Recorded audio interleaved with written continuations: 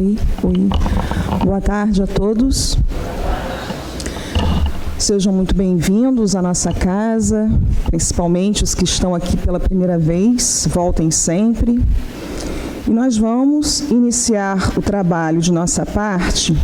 Antes eu queria, por favor, pedir a vocês que quem tiver com o celular ligado, por favor, desliguem para não interferir aqui na vibração do nosso trabalho. E vamos então iniciar de nossa parte lendo o folheto, acompanhando o folheto que foi entregue à porta, com o título Ao Futuro com Kardec.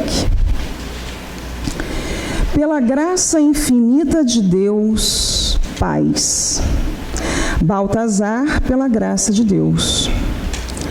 Todos ouvimos falar no estudo da lei dos destinos. Falar sobre o nosso destino equivale a pensar no futuro, pensar na educação da alma, pensar no esforço que precisamos fazer para alcançar as culminâncias espirituais. Muita vez pensamos no passado, criamos pensamentos em torno de quem fomos, de onde viemos. Para o espírita, porém, está destinado um outro tipo de pensamento, aquele que o irá elevar a situações maiores, melhores, sublimes. O estudo que se propõe é justamente um convite ao futuro. No limiar do milênio que se aproxima, mais uma vez, nossos espíritos estão sendo convidados a mudanças. E as mudanças de hoje, as que se pede que se façam hoje, são as mudanças do caráter, da moral, do pensamento. Não basta instrumentos de precisão chegarem às mãos do homem, não basta o homem atingir a estratosfera. É preciso que ele continue fazendo a viagem ao seu interior, descobrindo a sua natureza, olhando o seu próprio destino por atingir.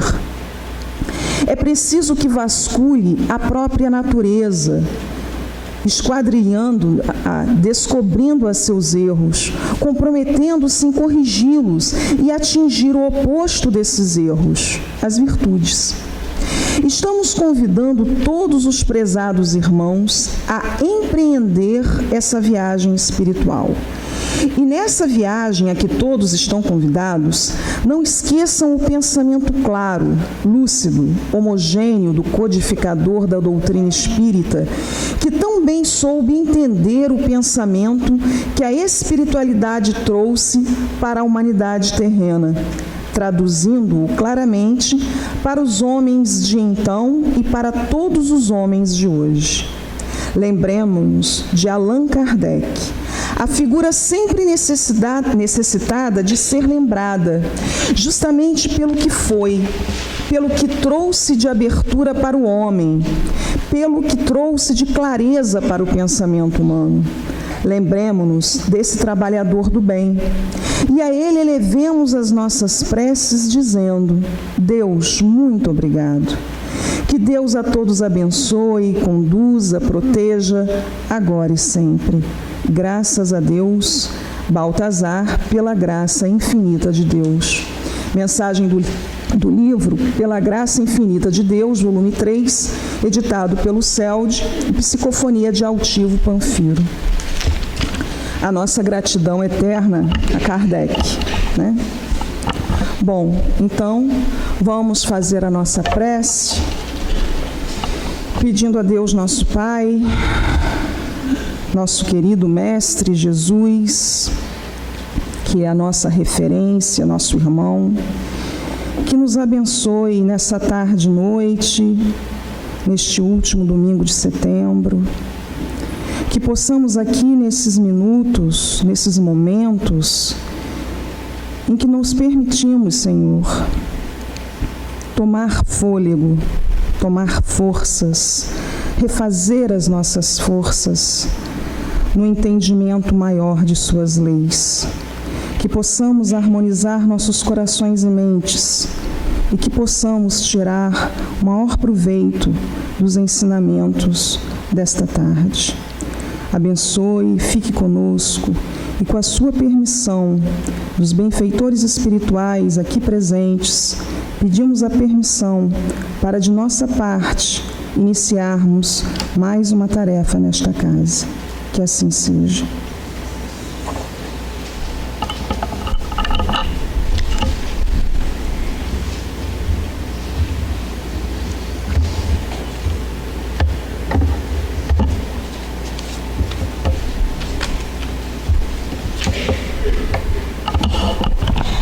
Boa tarde.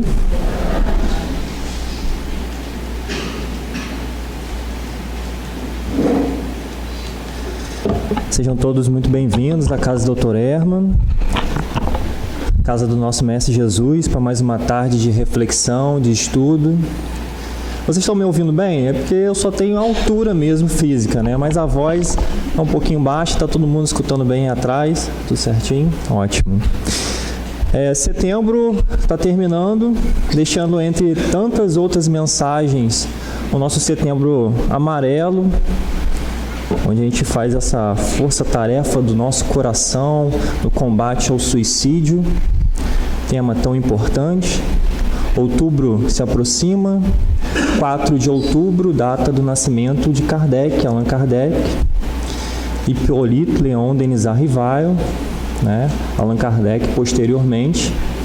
E aí vai a nossa singela, né, homenagem através de um estudo da vida e obra de Kardec. A gente não tem muito tempo, não dá para falar tudo, mas eu vou tentar passar com vocês, né, os principais fatos da vida desse grande missionário.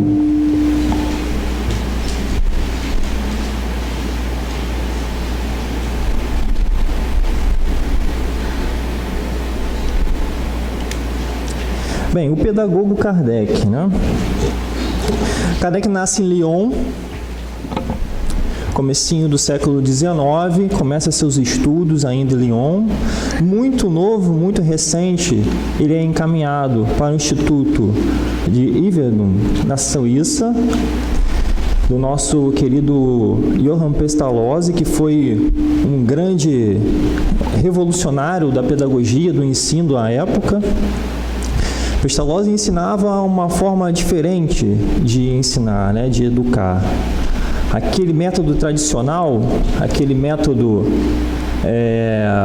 de mestre e professor atrás de uma tribuna e os alunos distantes, apenas naquela formalidade de provas e testes, aquilo foi abandonado.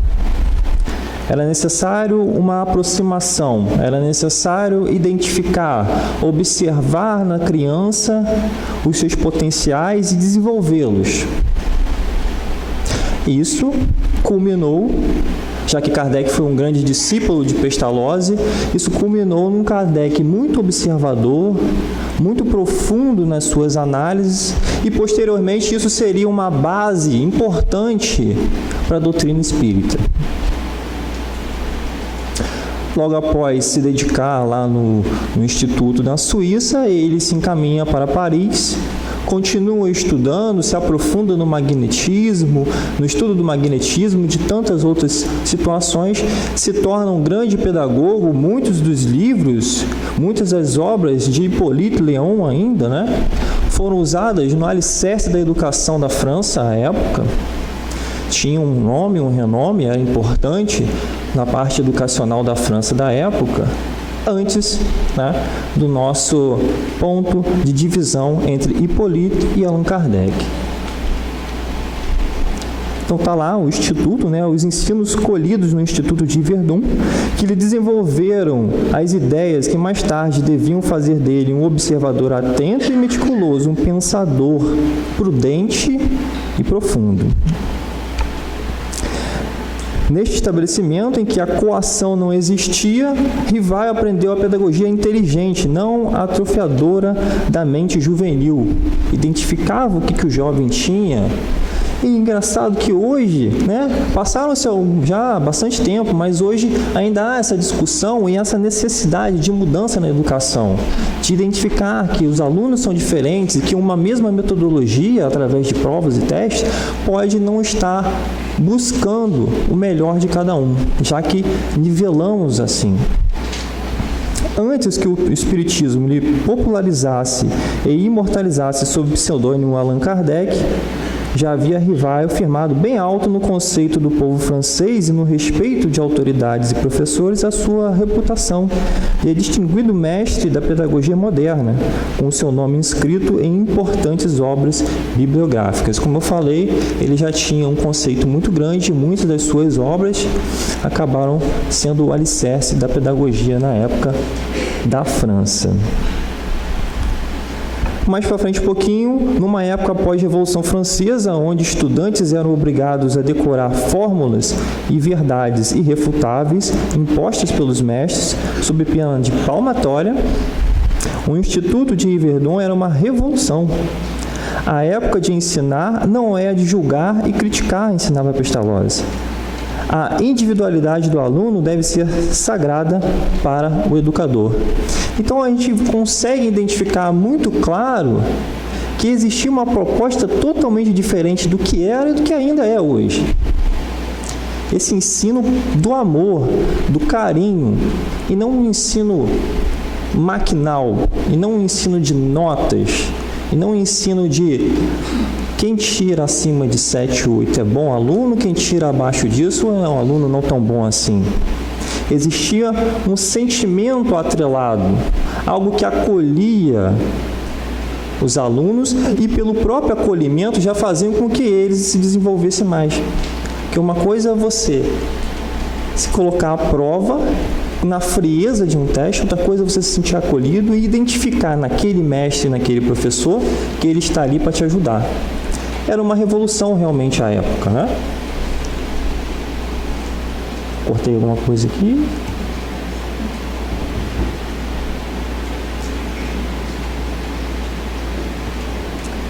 Então foi de suma importância esse período que ele passou na Suíça e depois o desdobramento, a evolução dos seus pensamentos até mais ou menos o meado aí do século XIX, onde ele começa a ter informações de uma febre que acontecia lá em Paris, que eram as mesas girantes.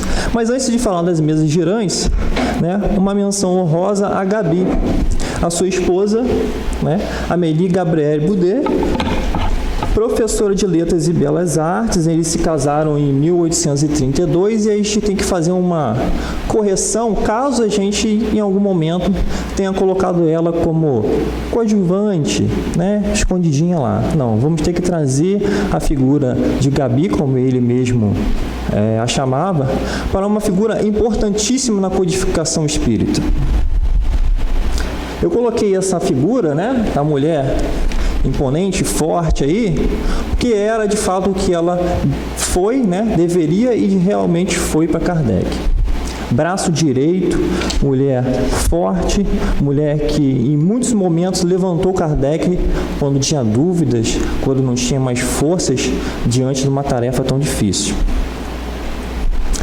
Ela ajudava nos compromissos da casa, e a gente tem que remontar à época de 1800 e tanto, onde era tudo muito patriarcal, onde o homem era o centro da família, e ela muitas vezes ajudava Kardec com as próprias contas, já que passava por algumas dificuldades. Ela ajudava Kardec nos propósitos dessa doutrina que começava a florescer através das mesas girantes.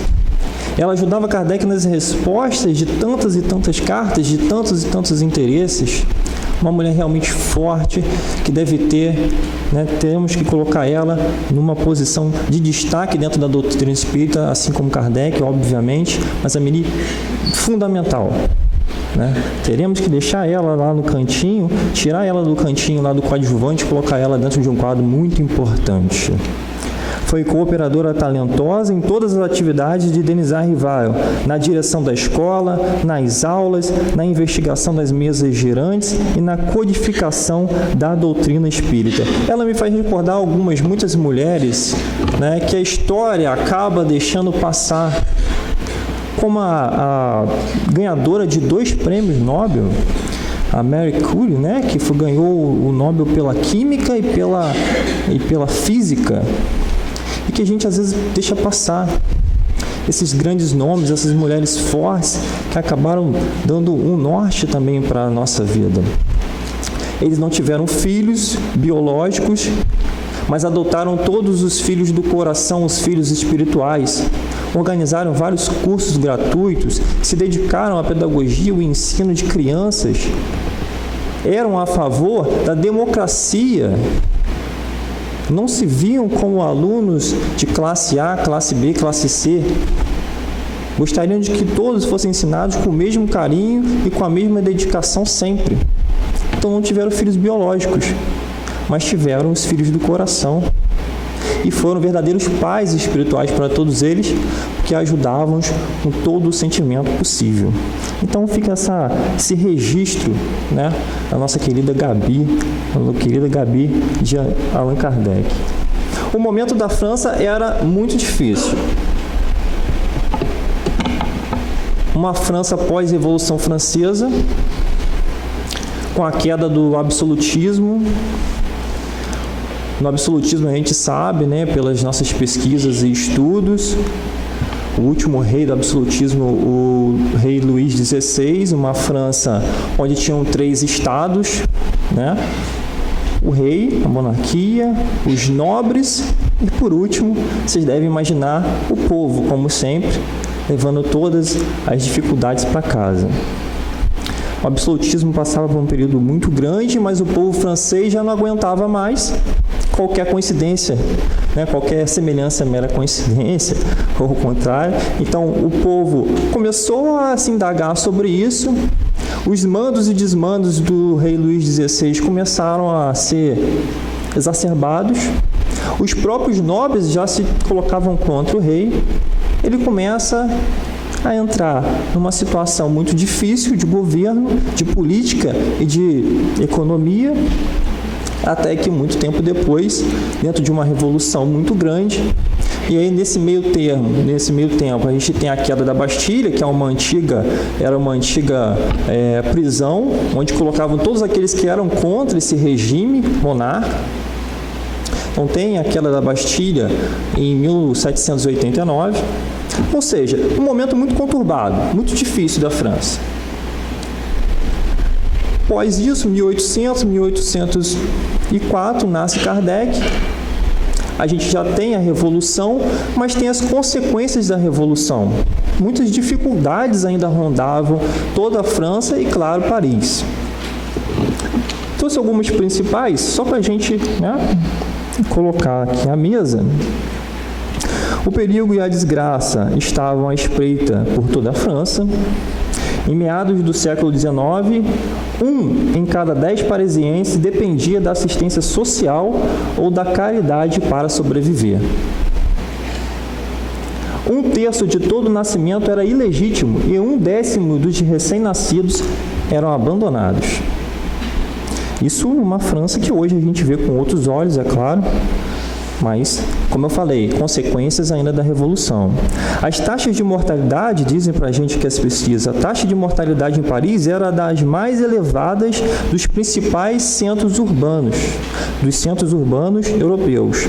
O Rio Sena, tão romântico, e o Rio Sena que todos nós gostaríamos de ir lá, fazer aquele passeio romântico, né, com nossos companheiros, mas o Rio Sena era o palco de inúmeros suicídios. Vários e vários suicídios foram relatados e registrados no Rio Sena. Era, de fato, um momento extremamente difícil para a França. Período na França de Luís Napoleão Bonaparte, que se torna ditador sob o título de Napoleão III. A ditadura impõe grande policiamento e restrição da liberdade junto às atividades de ensino. Rivaz cessa todas as atividades pedagógicas, dedicando-se a ser contador. Já que ele traz essa influência de Pestalozzi, de um ensino próximo, de um ensino com amor, com sentimento, com carinho, ele não gostava nem um pouco de ter suas aulas interrompidas de forma tão abrupta por mandos e desmandos do imperador. E essas interrupções não tinham nada de positivo, nada a acrescentar, apenas para mostrar a força e o poder do governo. Corajoso que só, e a gente vê por toda a obra, ele decide abandonar então a pedagogia. Já que ele não poderia enfrentar sozinho toda aquela situação, ele deixa a pedagogia. Ele não tinha uma condição de abandonar, uma condição financeira, de recursos tão abundante assim. Mas ele tinha a coragem suficiente. Já que eu sou contrário a isso, e já que eu não posso vencer isso sozinho, eu vou deixar. Passa a ser contador de várias empresas, e aí tem todo um desenrolar da história, porque ele precisava, em certos pontos, trabalhar durante o dia e durante a noite. Passou muitas e muitas dificuldades, a gente vai comentar um pouquinho mais à frente aqui. Mas, consequências de uma pessoa corajosa que defendia o seu ideal. Então vem as mesas girantes.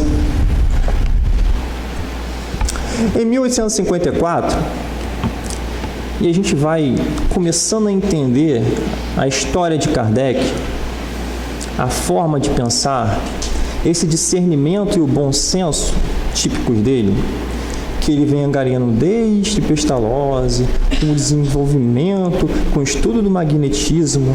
Era uma época do positivismo, ou seja, era uma época onde só se acreditava naquilo que tinham bases científicas, se comprovava aquilo.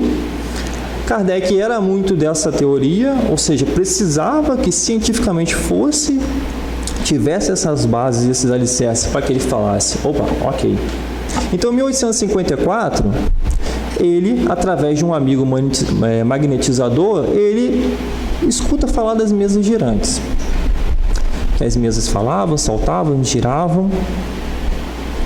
Ele fala, não pode ser. Só acreditarei quando vi e quando me provarem que uma mesa tem cérebro para pensar, nervos para sentir e que possa tornar-se sonâmbula. Essa é uma informação tirada do livro Obras Póstumas. Aí existe uma lacuna. Que lacuna é essa? Ele não disse sim nem não.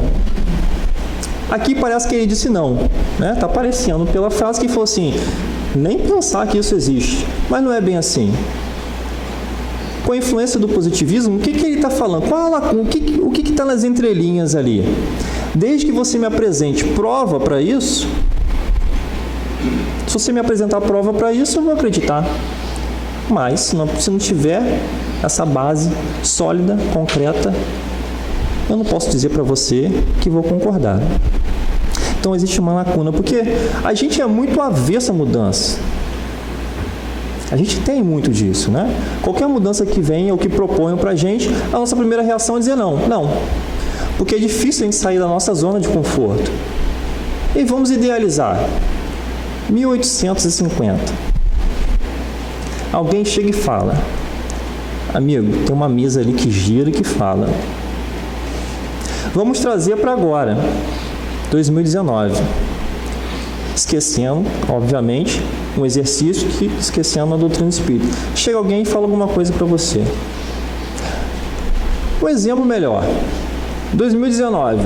Vamos pegar, para quem tem, né, a honra de ter seus bisavós ainda vivos, vamos pegar e falar assim, vô ou bisavô, tem um aparelho aqui, se chama celular, que eu posso me comunicar com pessoas que estão do outro lado do mundo.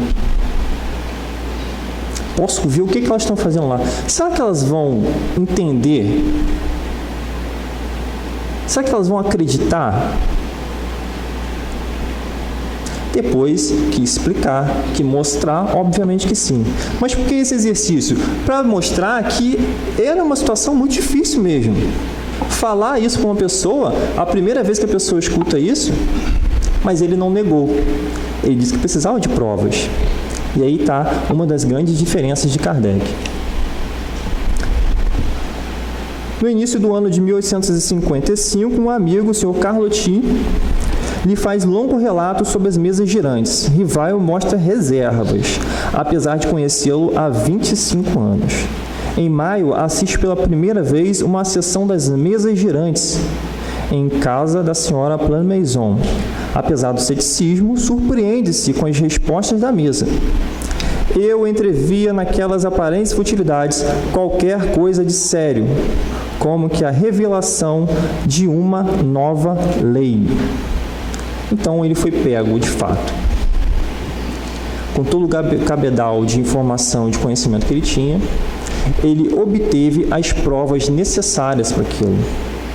Antes dessa reunião, o que ele fez? Ponderou, quem está me chamando para isso?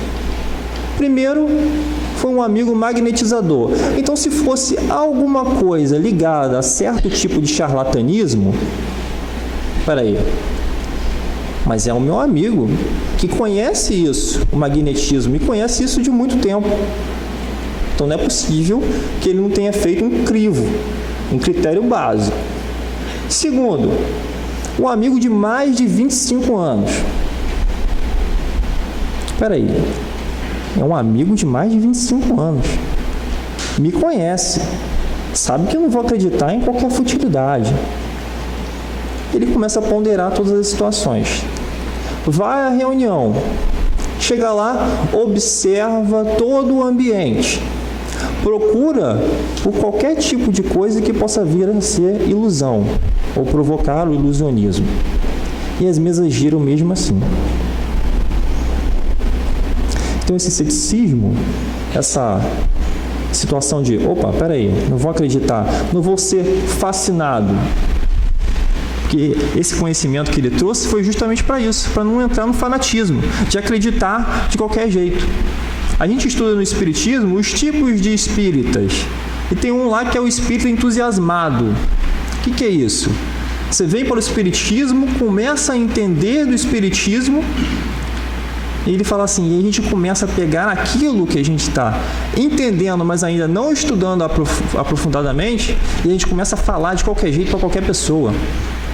E não é assim. Porque nem todo mundo está preparado para aquela informação. Talvez você não esteja preparado para passar a informação do jeito correto. Então, foi tudo importante na vida dele para chegar aquele momento e ter o discernimento e falar assim, opa, tem coisa aí, coisa importante, tem informação, tem inteligência nessa resposta, e não entrar no fanatismo de achar que é só um jogo ou achar que era um entretenimento à época. Então eu coloco cético. Um cético. Será? Um cético. Estudioso desde os 19 anos da hipnose, do sonambulismo e do poder curativo dos fluidos magnéticos, tinha uma tese científica para explicar os fenômenos que tomavam conta de Paris e do mundo. Presenciou fraudes enquanto trabalhava de contador no teatro. Então tudo isso foi importante. Essa linha do tempo da vivência dele foi importante, para que no momento derradeiro das mesas girantes, ele soubesse essa distinção. Então, lá na senhora Planmaison, como a gente falou, as mesas giraram e a cabeça de Kardec girou junto. As mesas giravam, saltavam e corriam em tais condições que não deixavam lugar para qualquer dúvida. Entrevi naquelas aparentes futilidades, no passatempo que faziam daqueles fenômenos qualquer coisa de séria, como a revelação de uma nova lei, que tomei a mim investigar a fundo. Havia um fato que necessariamente decorria de uma causa e efeito, inteligente em uma ponta, inteligente na outra. 31 de abril, agora a gente fala sobre a missão dele. Ele recebe da médium a seguinte mensagem: quanto a ti, Rivail, a tua missão aí está. És o obreiro que reconstrói o que foi demolido. e ele falava do cristianismo, e ele falava do evangelho de Jesus, que durante muito tempo foi atacado e corrompido pelo homem, pela vaidade, pelo orgulho e pelo egoísmo do homem, pela necessidade do poder.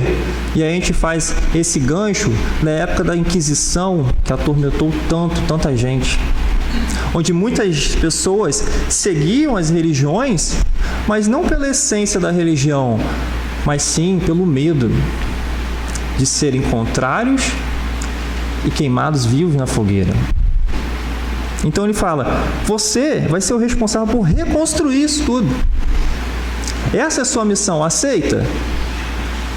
Compreendi antes de tudo a gravidade da exploração que ia empreender. Percebi naqueles fenômenos das mesas girantes, a chave do problema tão obscuro e tão controvertido do passado e do futuro da humanidade, a solução que eu procurara em toda a minha vida. Posso falhar? A gente está vendo que era uma pessoa preparada, um espírito preparado para aquilo. Mas ele duvidou? Ele questionou? A prova era muito grande. Revolução do mundo. Uma nova concepção de vida e de morte. Tantos e tantos ensinamentos novos. E ele falou: posso falhar? E a espiritualidade responde, né? O espírito da verdade. Podes triunfar como podes falir. Neste último caso, outro te substituirá. Porquanto os desígnios de Deus não se assentam na cabeça de um só homem. E aí, poxa vida, palavras meio duras, né? Será que não, isso é dispensável? Mas não é bem esse o contexto. O contexto é: a obra era de Deus. O momento dessa terceira revelação da doutrina espírita era necessário. Ele, um espírito que foi designado pelo Mestre Jesus para encarnar e para trazer isso. Mas o amor é tão grande de Deus que permite o livre-arbítrio. Então, primeiro, a missão é essa. Vai querer? Não, vou querer. Vou sim. Posso falhar? Pode. Opa, claro que pode. Só quem não falha é Espírito Cristo, que depois de chegar ao patamar de Espírito puro, a gente vê na pergunta 100 seguintes do Livro dos Espíritos, né, na escala dos Espíritos. Depois que você chega ao Espírito puro, você faz uma pós-graduação para chegar a Cristo, e quando você chega a Cristo, você já não erra mais. Condição do nosso Mestre Jesus. Daqui para baixo pode. Até porque existe esse amor divino do livre-arbítrio, para que a gente tenha o mérito das nossas conquistas. Então, pode falir, claro que sim. A primeira ação para não falhar era não falar da sua missão para ninguém. Guardar um certo sigilo, que é uma coisa que a gente faz bastante, né? Então, não fala muito para ninguém. Faz a sua caminhada, a gente vai estar junto de você. Você vai ter muita dificuldade, mas se espalhar isso por aí, ela vai dobrar, vai ser muito mais penoso. A missão dos reformadores é: prende escolhos e perigos, previno-te de que a tua é rude, que a rude é tua, porquanto se trata de abalar e transformar o mundo inteiro. Não suponhas que te basta publicar 1 livro, 2 livros, 10 livros, para em seguida ficares tranquilamente em casa. Tens que expor a tua pessoa. Então, além de toda a dificuldade de reunir as informações do Livro dos Espíritos, que vem a ser o Livro dos Espíritos, era preciso, no popular, se mostrar, estar diante do povo para receber toda aquela avalanche de críticas. Dureza, né?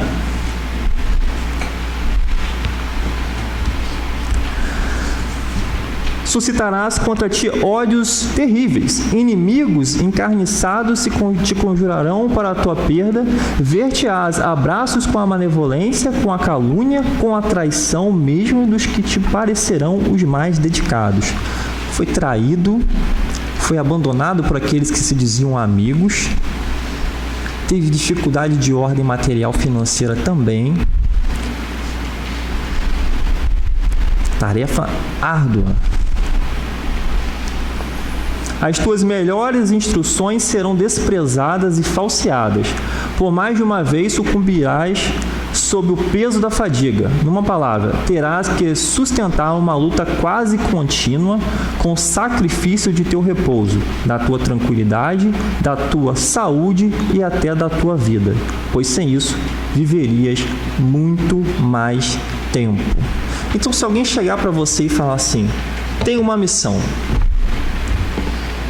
você vai passar por tudo isso aí, e além de passar por todas essas dificuldades, eu vou falar para você, a sua vida ainda vai ser encurtada por causa disso, porque a dedicação vai ter que ser grande, até mesmo a sua saúde vai ser abalada. Se a gente se colocar no lugar dele, o que a gente faria? Será que estaríamos preparados? E aí a gente remonta ao Evangelho segundo o Espiritismo, quando ele fala assim, Deus não coloca sobre ombros de soldados rasos tarefas que só generais podem dar contas. Traduzindo, nenhum de nós aqui, apesar das nossas dores e das nossas dificuldades, que trazemos mesmo, todos nós aqui trazemos nossas dificuldades, momentos de tristeza, momentos de depressão, momentos de perdas de entes queridos. Todos nós aqui trazemos dificuldades. E é por isso que a gente está no planeta de característica de provas e expiações. E é por isso que a gente busca o Evangelho de Jesus através do olhar da doutrina espírita. Não há nenhuma dor que a gente enfrente que a gente não tenha condição de vencer. É o que traduz aí. Que por mais penosa que seja, não seria dada a Kardec essa missão se ele não fosse capaz de vencer. Temos todas as dificuldades, mas temos toda a ajuda possível.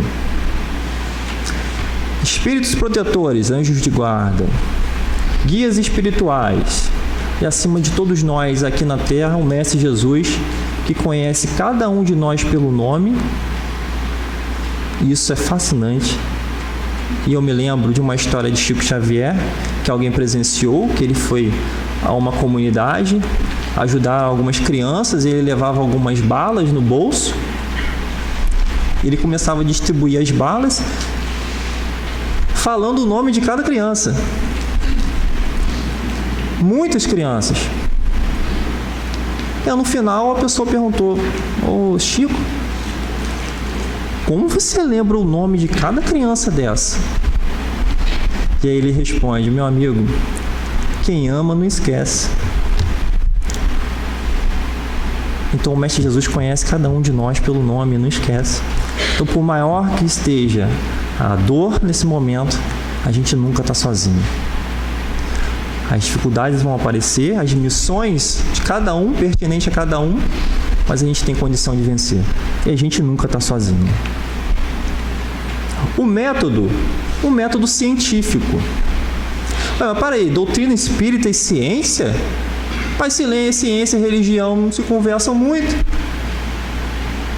Por isso que não é uma religião a doutrina espírita. Não tem dogmatismo, não tem templo, não tem ritual. Kardec falava, é uma ciência espírita. Por que ciência espírita? Porque o que ele fez com as informações? Observou, comparou, analisou, fez experiências. Com tudo isso, ele consolidou num corpo teórico, e esse corpo teórico é capaz de reproduzir aquilo que aconteceu. Ué, mas a ciência não faz isso? É uma ciência espírita. E quando falarem para vocês ou indagarem, o espiritismo tem ciência no espiritismo? Sim. Com convicção. Porque é uma base científica. O que aconteceu foi analisado, experimentado, comparado. O método de Kardec, ele perguntava a médiuns diferentes a mesma coisa, para analisar as respostas.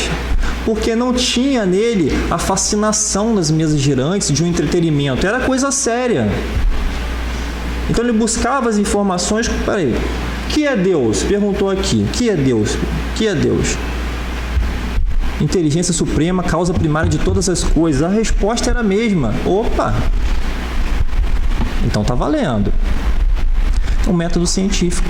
Claro, existem 3 pilares fundamentais: ciência, a moral, o evangelho de Jesus sempre, e a filosofia, o pensar. Por que eu sofro tanto na vida? Para onde que eu vou depois da morte? Perguntas respondidas através da doutrina espírita. Então, um método científico. Fatos que trouxeram teorias. Vou passar um pouquinho rápido por causa do nosso tempo, né? Surgiram os fatos novos sem explicações. Ele observa, compara, analisa, remonta o efeito às causas, chega à lei que os rege. Depois deduz-lhe as consequências e busca a aplicação útil. Generalidade e concordância. Generalidade, não pode ser só uma pessoa aqui ou lá. As informações vêm de todos os cantos. Concordância, além de vir de todos os cantos, elas trazem a mesma mensagem. O pseudônimo Kardec foi uma mensagem trazida pelo espírito Zéfiro, que falava que esse nome, era o nome dele numa outra encarnação, quando ele foi um druida no céu, que era ali mais ou menos o oeste da Europa, né? E ele decide colocar esse nome Allan Kardec nas obras espíritas, porque queria dividir, de certa forma, o que foi Hipólito e sua trajetória pedagógica e a doutrina espírita, que não era só dele, era dos espíritos, na verdade, né? As dificuldades e perseguições, as maiores possíveis, né? Chegou um momento que ele perguntou: eu não tenho nada, eu estou urinando sangue, não tenho nenhum recurso. Vocês se preocupam com a minha situação financeira mesmo, de recursos? E os espíritos falam: se a gente não se preocupasse, era sinal de que a gente não te amava, que a gente não te ama. Então os recursos vinham, parcos recursos, mas vinham. O Auto de Fé de Barcelona, também um duro golpe para Kardec, quando 300 livros que foram encomendados foram queimados pela Santa Sé. E ele ficou, né? Minimamente ele queria os recursos de volta, mas eu paguei os tributos. Os livros não podem ser queimados assim. E ele ficou transtornado com aquilo. Isso foi em 1855. Mas o que os espíritos falaram? Kardec, colocando minhas palavras, né? Deixa. Porque esse episódio terá tanta influência para a propagação do espiritismo, muito maior do que você imagina. Então houve o Auto de Fé em Barcelona, queimaram mais de 300 livros espíritas, mas isso alavancou, de certa forma, fez um marketing tão grande do espiritismo que todos aqueles e alguns que até gritavam abaixo da Inquisição no presente momento se interessaram pelo espiritismo e continuaram depois o estudo dessa obra magnífica. As principais obras, né? O Evangelho segundo o Espiritismo, o Livro dos Espíritos, a Gênese, o Céu e o Inferno, e também teve a Revista Espírita, que Kardec identificou que existia uma necessidade de criar um meio de comunicação onde fosse possível os vários grupos trocarem informações entre si, receberem instruções e respostas, ir ao combate, como a gente viu mais cedo, né? Não era só 1, 2, 10 livros. Ir ao combate. Então, é esse canal aberto da Revista Espírita que todos nós temos acesso até hoje, basta pesquisar, né, na internet. E são informações maravilhosas trazidas pela doutrina, pela Revista Espírita também. Então, obras gigantescas, uma vida de muita educação e de muita doação. Vou passar aqui por causa do nosso tempo, né? No finalzinho eu coloco ali o símbolo, em vez de uma cruz católica, a cepa de vinho, símbolo da criação do homem por Deus. O corpo é a cepa, a alma o bago, o espírito, enfim, é o vinho. Então a gente vai olhar lá nas obras espíritas, vai ter sempre essa figurinha que retrata toda essa informação. Então, senhores, o nosso tempo acabou, me estendi um pouco. Muita informação para falar de Kardec, esse espírito maravilhoso que trouxe tanto para a gente. Todas as vezes que a gente estudar devotamento e abnegação, a gente vai lembrar de Kardec, porque foi isso que ele fez, devotado e abnegado. A doutrina espírita, as obras, as informações são dos espíritos, mas essa obra dele é um poema de amor à humanidade. Porque ele com certeza colocou todo o seu amor, todo o seu carinho, tudo preparado, didático, para ampliar os nossos horizontes. O horizonte da morte, o horizonte do que é a vida, o horizonte da dor, mostrando que a dor vai cessar, mostrando para a gente que a fatalidade, o que vai acontecer mesmo com a gente, é que um dia seremos todos felizes. Então, a nossa imensa gratidão ao codificador da doutrina espírita, Allan Kardec, que morre, desencarna no dia 3 de março de 1869, através de um aneurisma, mas deixou para a gente, enquanto encarnado, o futuro, a visão de futuro que a gente tanto precisava. Imortalidade da alma, reencarnação e a felicidade que nos espera. Então, que o Mestre Jesus nos abençoe e até domingo próximo.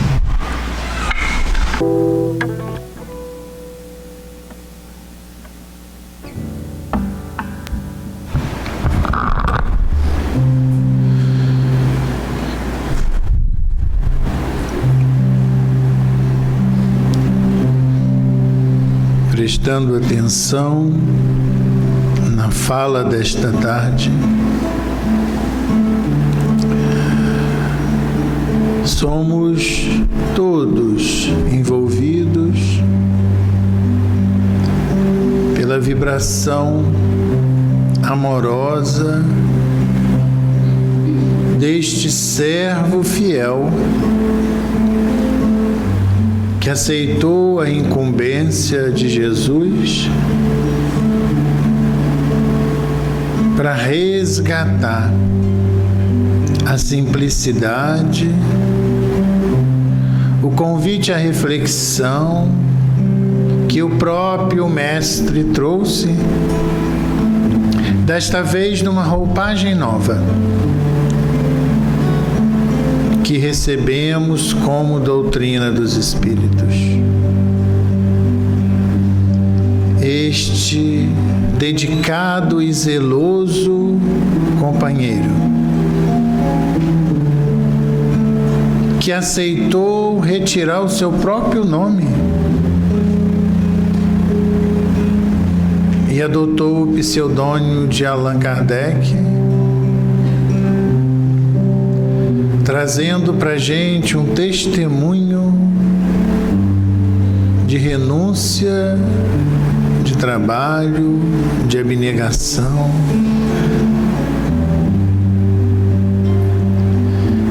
Convidando cada um de nós a fazermos as próprias reflexões, para que a gente possa, no nosso cantinho íntimo, conversar com Jesus e perguntar a Ele: Mestre, e nós, que viemos fazer? Ajuda-nos a entender, para que a gente possa dar conta dos nossos compromissos e obrigações. Por vezes, quando estamos no corpo, distraídos, ficamos envolvidos com as questões materiais de suma importância, sim, de suma importância, mas às vezes exageramos e acabamos por esquecer o que viemos fazer. e o risco de retornar de mãos vazias. Por isso, Mestre amado, nesta tarde em que homenageamos o nosso querido Hippolyte Léon, abençoa cada um de nós, fortalece cada um de nós, ajuda-nos a descobrir o que viemos fazer, dá-nos a coragem para romper conosco, para romper com o homem velho, teimoso, ainda tão impregnado de questões outras que fazem parte da nossa história, mas que não precisamos mais continuar a repetir. Mas esse homem velho que teima em se manifestar, em se apresentar, abençoa, Mestre amado, cada lar aqui representado, cada pensamento nosso, cada motivo de aflição, de angústia, de preocupação. Abençoa nossos entes queridos, abençoa aqueles que não têm uma ligação direta conosco, consanguínea, mas que são como se fossem da nossa família, porque pertencem já à nossa família espiritual. Abençoa os lares desajustados e tristes, as mães angustiadas, preocupadas com seus filhos, muitas vezes ainda na rebeldia do espírito, saindo por aí, fazendo o que quer, do jeito que quer, onde quer, achando que está livre. E a doutrina nos esclarece que quando estamos com este comportamento, não estamos livres. Estamos aprisionados ainda aos erros, aos vícios e às subjugações. Abençoa, Mestre amado, fortalece-nos para que a gente possa verdadeiramente ouvir-te e seguir-te as orientações. Que a paz que emana do teu coração nos envolva a todos e permaneça sempre junto a nós.